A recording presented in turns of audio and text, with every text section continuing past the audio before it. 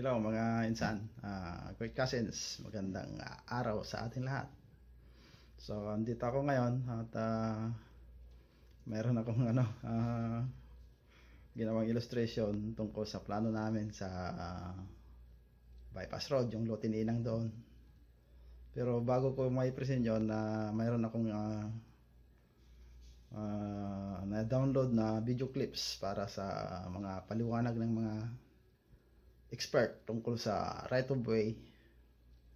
At bago dumating doon sa illustration ay sana panoorin nyo muna tong mga video clips na to na na-download ko sa YouTube. At doon tayo magbabase sa ating illustration. So sana panoorin nyo hanggang sa dulo. Okay, let's do it. 3, 2, 1, go.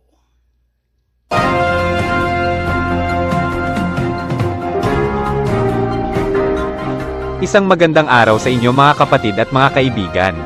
Ano nga ba ang maaaring gawin ng isang nagmamay-ari ng lupa sa kanyang sariling pag-aari? Ayon sa mga eksperto sa batas, lahat ay maaari niyang gawin basta't ito ay hindi labag sa batas.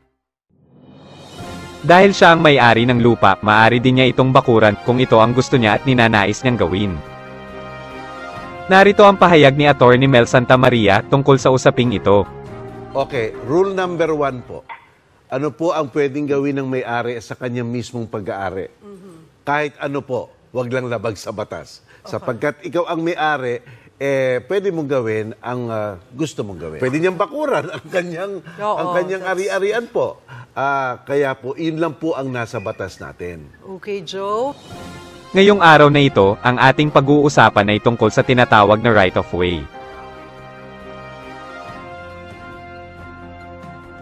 Ano nga ba ang tinatawag na right of way, at ano nga ba ang sinasabi ng mga eksperto at ng ating batas tungkol dito?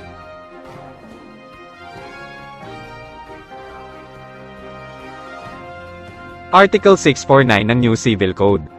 Ang sino mang walang sapat na madadaanan patungo sa pampublikong lansangan ay maaaring magdemand ng right of way. Ngunit kinakailangan niya itong magbayad ng indemnity para sa lupa na tatamaan nito.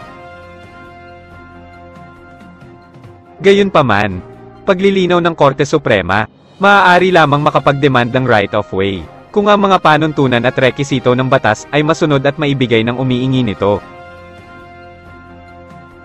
Sa kaso ng Dichoso vs. Marcos noong April 11, 2011, nag-cite ang Korte Suprema ng Article 649 ng Civil Code upang ipaliwanag kung paano at kailan ka lang maaaring makapag-demand ng right of way.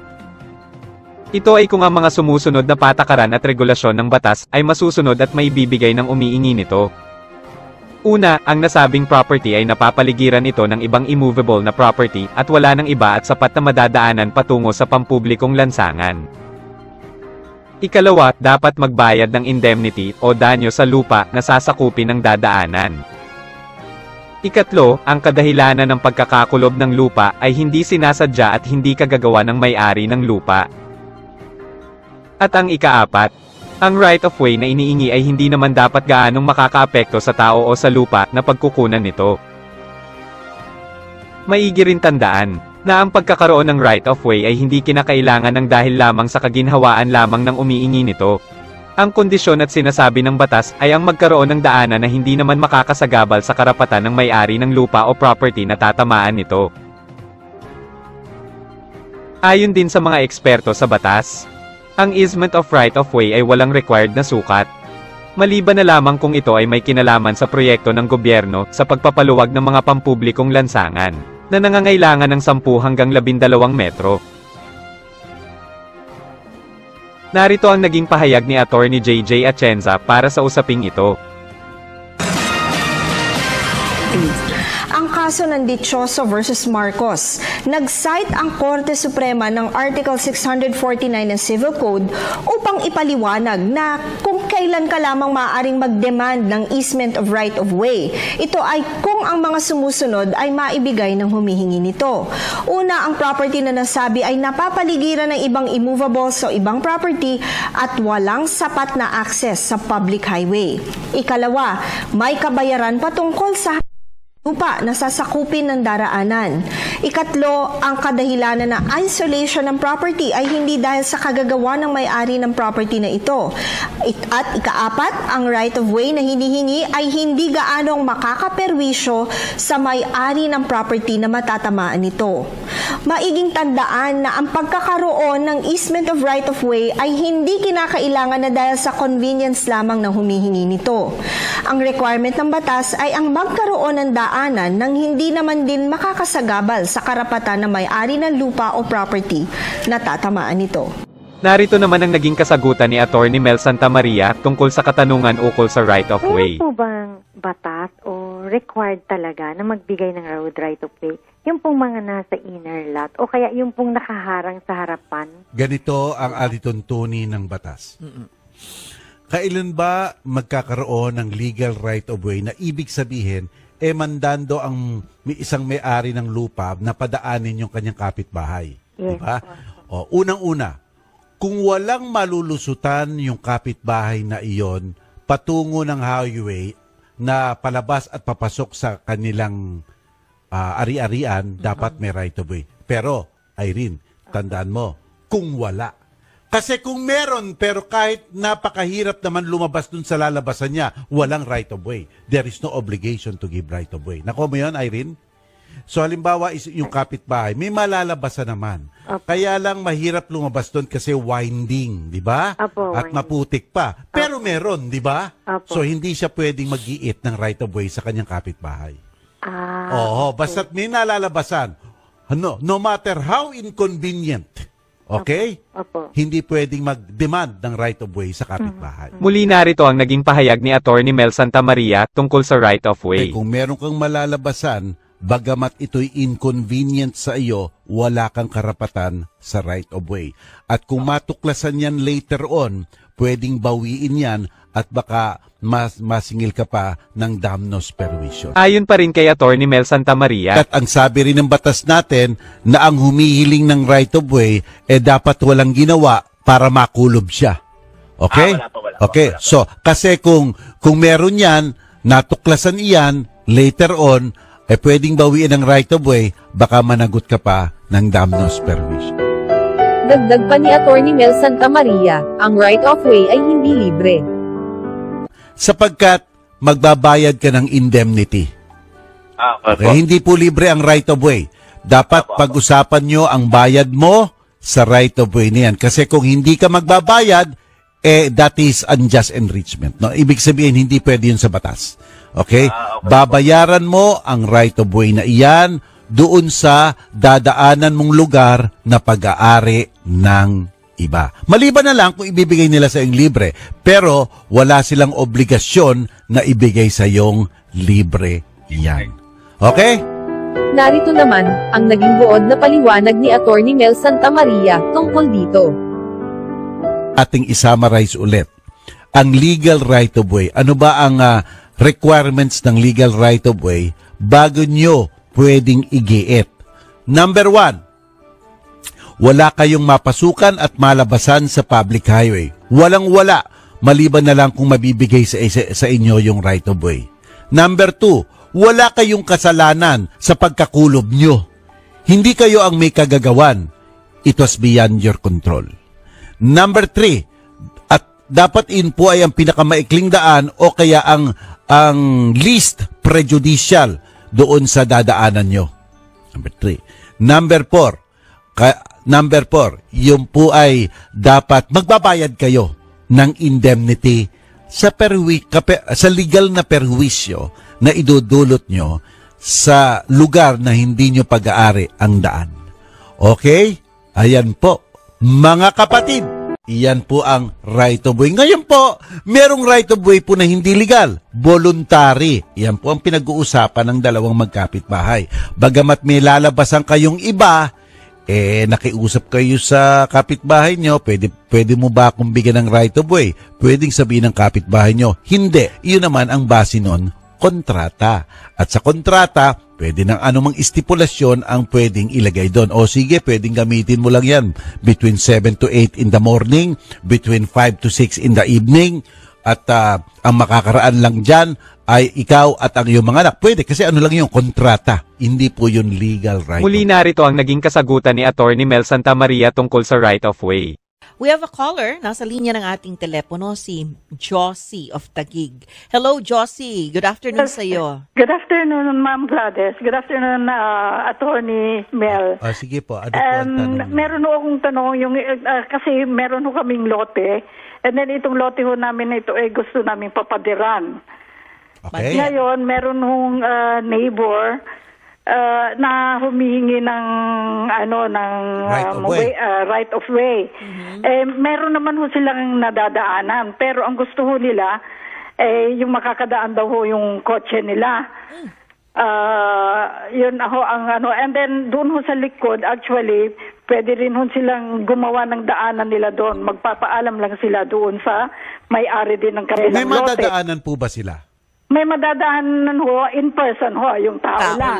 Oo. Pero yung sa kotse ho, hindi magkakasya. Diyan po magkakatalo Kasi dyan. po, ang sinasabi po ng right of way, tandaan nyo po, ang right of way po ay inilalagay sa isang lote ng ibang tao and therefore inconvenient sa taong iyon. Di ba po?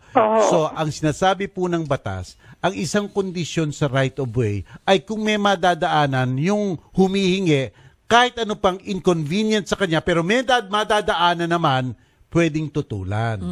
So kung iyan ay may madadaanan naman yung tao kahit na makitid. At kung merong another possibility sa kabilang lugar, then titimbangin kung sino ang mas proper. Kasi hindi na lang dapat ayon sa kanya kasi may mga requirements rin po ang batas. Oo. So, yun po. Basta't meron pong madadaanan ang tao, humihina po yung kakayahan niyang mag-demand ng right of way. Oo. Kasi actually, meron ho nadadaanan. Yun nga ho, ang inihingi niya, mas malaki sa auto niya. Kaya lang po, kung nagkaroon siya ng truck, hihingi na naman mas malaki para sa truck niya. Wala na pong katapusan niya. Kung barko, baka mawala na po yung lupa niyo. Di ba po? So, yun po. Nga. Maraming salamat po. Okay, rule number 1 po. Ano po ang pwedeng gawin ng may-ari sa kanyang mismong pag-aari? Kahit ano po, wag lang labag sa batas. Sapagkat ikaw ang may-ari, pwede mong gawin ang gusto mong gawin. Pangalawa, ano ba ang right of way? Ang right of way po ay isang pasanin ng isang ari-arian na inaari ng ibang tao.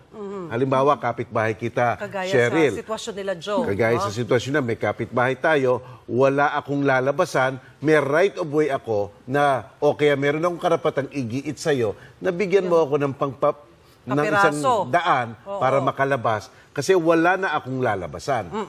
Pero ang problema doon, ang sabi ng batas, dapat wala akong lalabasan. Oo, pero yung sa sitwasyon nila, Joe, mayroon pero medyo may kalayuan, nasa 60 meters. Yun ba hindi pwedeng igiit? Oo, iyon po kasi ang nasa batas natin.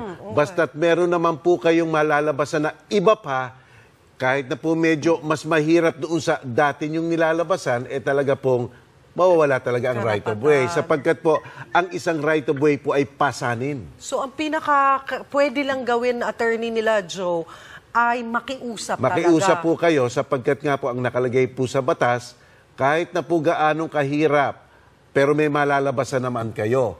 Hindi nyo pwedeng igiit na yung kapitbahay nyo na pag-aari niya, eligyan nyo ng pasanin at bigyan kayo ng right of way. Kasi po, kaya po yung rule number 1 po, talaga naman po ang may-ari pwedeng gawin, pwede niyang bakuran ang kanyang ari-arian po.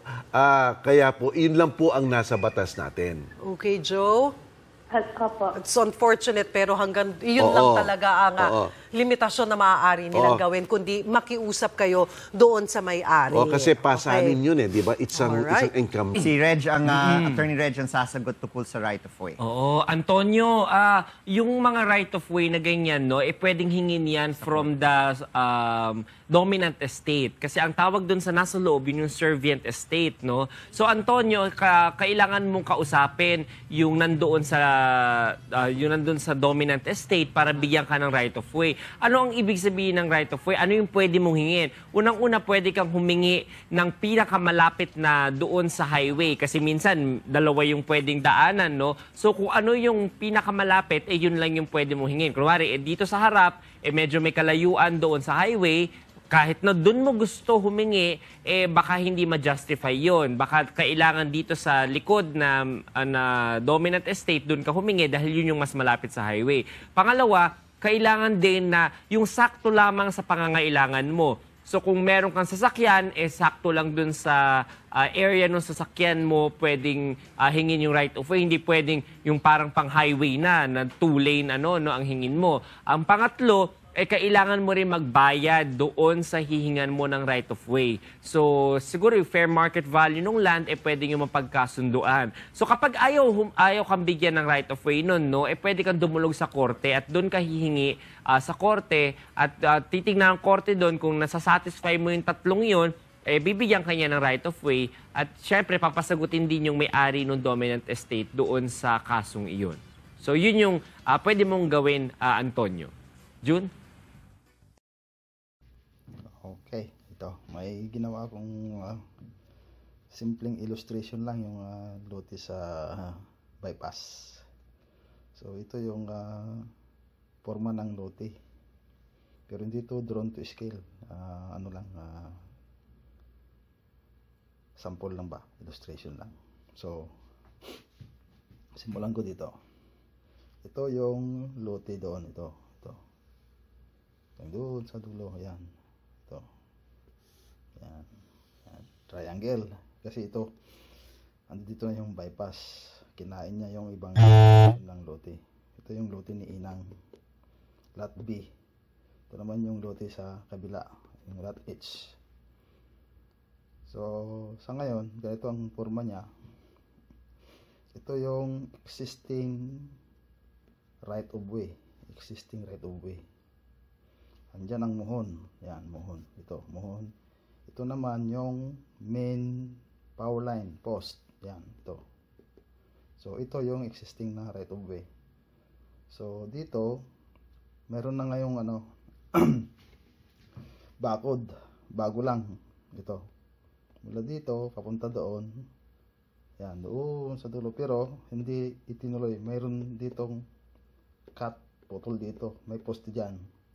Ito naman yung alternate right of way. Kung anong size lang nandito, 4 meters, 4 meters din yung nandito.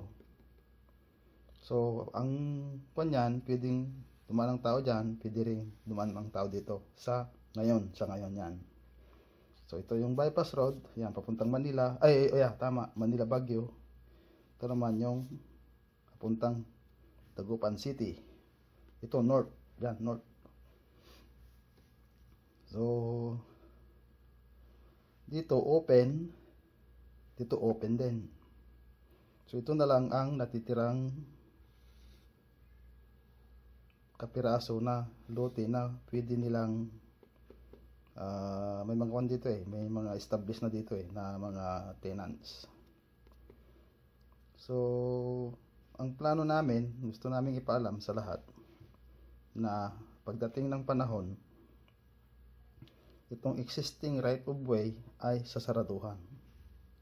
At ito ang magiging permanent na right. Itong side na to. Bakit?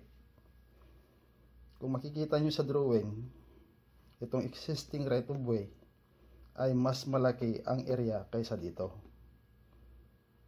So, sa batas, ang pagbibigay ng right of way, sa kagaya ng sitwasyon na ito, ay nasa may-ari ng lupa.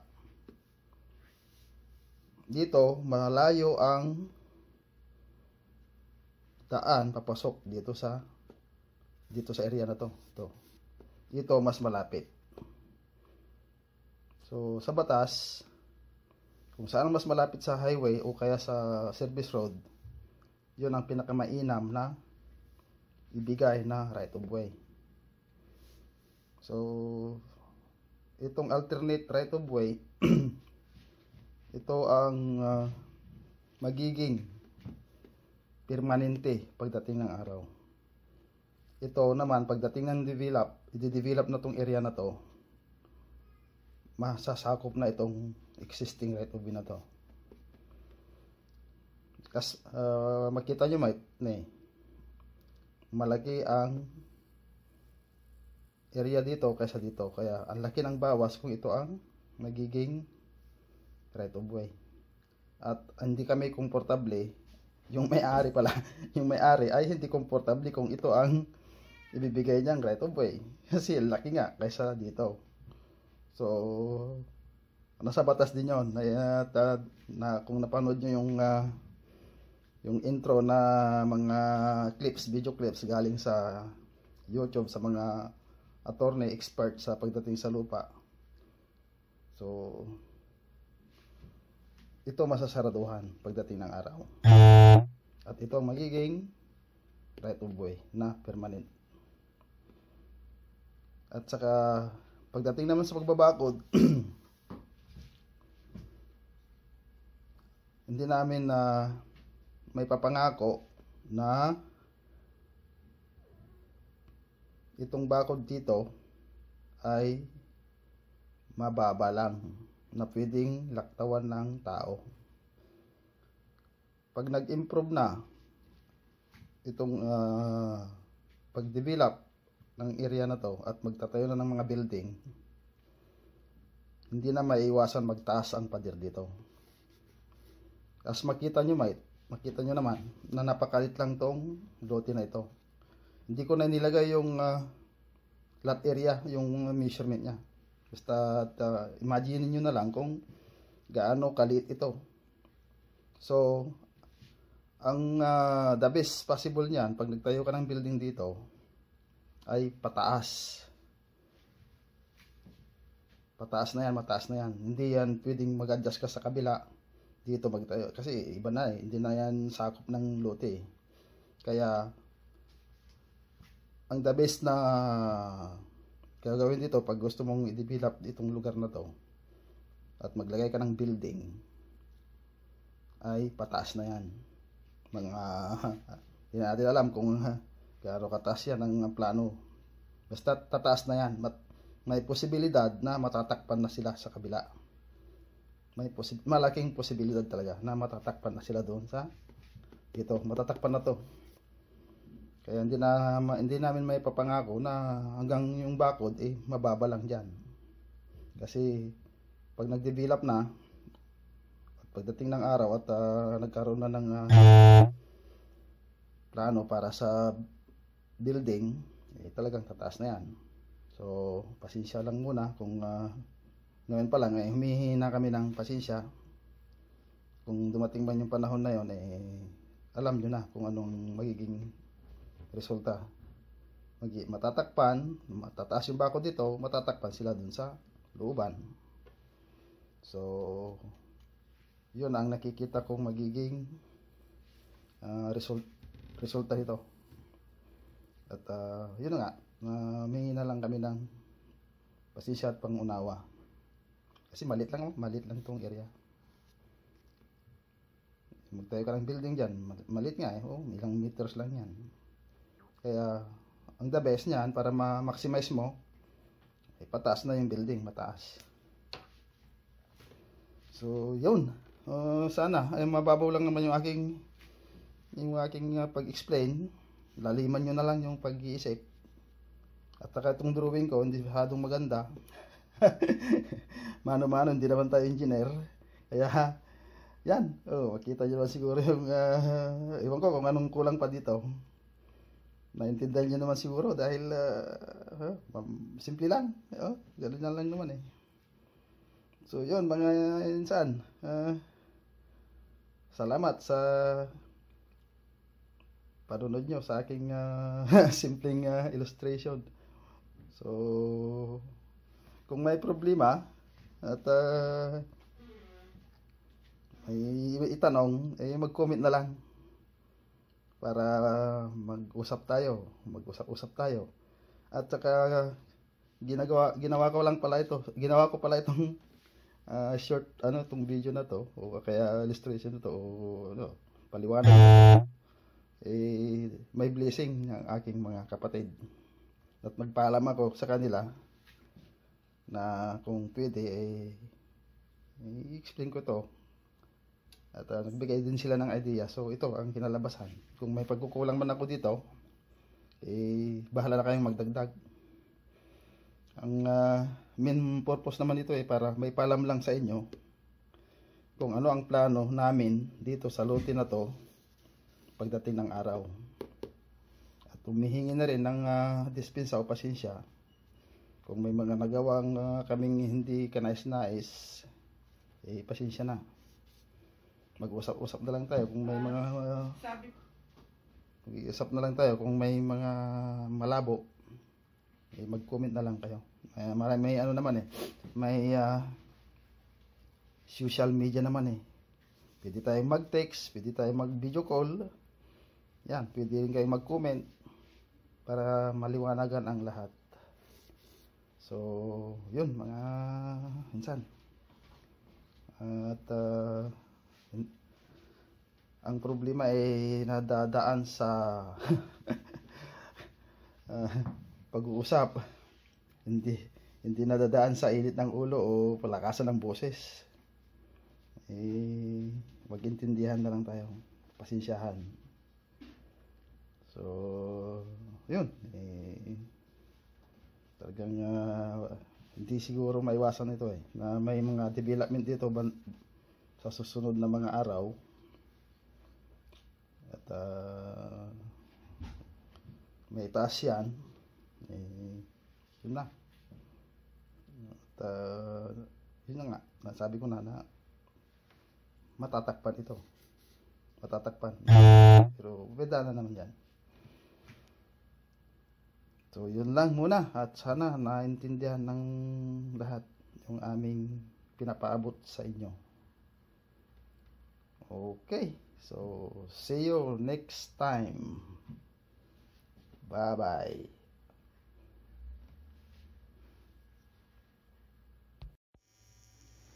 Okay, yun. Tapos na yung aking simpleng pagpapaliwanag at illustration sa plano sa liit lang na lote o kapirasong lote ni Inang doon sa bypass. So sana nag-enjoy kayo sa aking simpleng paliwanag doon sa drawing. Hindi magaling pero naintindihan nyo naman siguro. Alam ko naintindihan nyo yung gusto namin iparating sa inyo. So yun, at regards sa inyong lahat. Smile. Huwag tayo muna kasi bangot. Okay. Kung mayroon kayong comment o may gustong iparating din sa amin, just comment down below. Diyan, dito lang sa Facebook, sa Gretkasin, para mabasa ng karamihan, nang magkaroon din ng idea or kung ano man yung opinion, ilabas para magkaroon tayo ng discussion or ano man. At maganda kung nagpalitan tayo ng ideas. So sige, mag-comment lang. Everybody is welcome. I love it. So see you. We love you all. Bye bye.